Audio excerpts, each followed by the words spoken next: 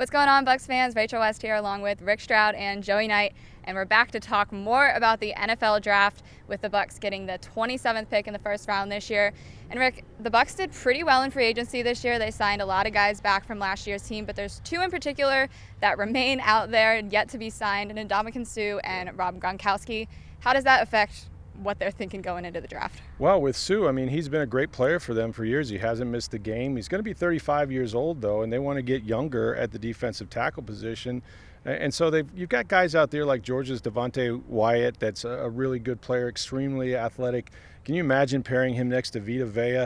And to clear the deck for someone like that, Joey, you almost have to move on from a guy like Ndamukong because you want that spot to be open. So defensive tackle could be staring at them in the first round, and that would be an unbelievable player for him. Absolutely. And Joey, all the fans love, all the teams love Rob Gronkowski. Everyone I know would love to see him come back. But if that's not the case, then tight end seems to be a need that they might need to fill. Well, it's a need anyway, because in a best case scenario, Rob Gronkowski, you're going to have him for a year, and then you've got to replenish the position. As it stands right now, the veteran Cam Brate and Cody McElroy, who has one NFL catch, they're the only two tight ends on the active roster. Yeah. So it's a draft need with or without Gronk, and of course it'd be preferable to have Gronk.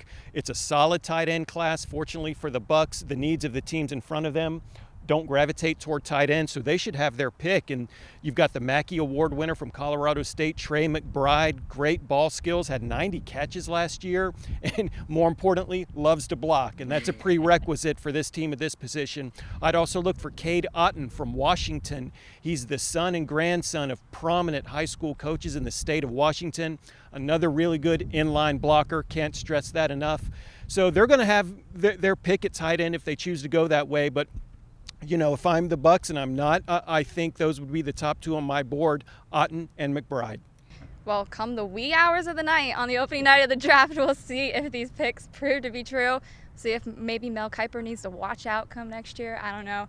But until then, guys, make sure you're following along with all of our Bucs coverage that we've got for you over on Sports by Tampa Bay Times on Twitter and over at tampabay.com.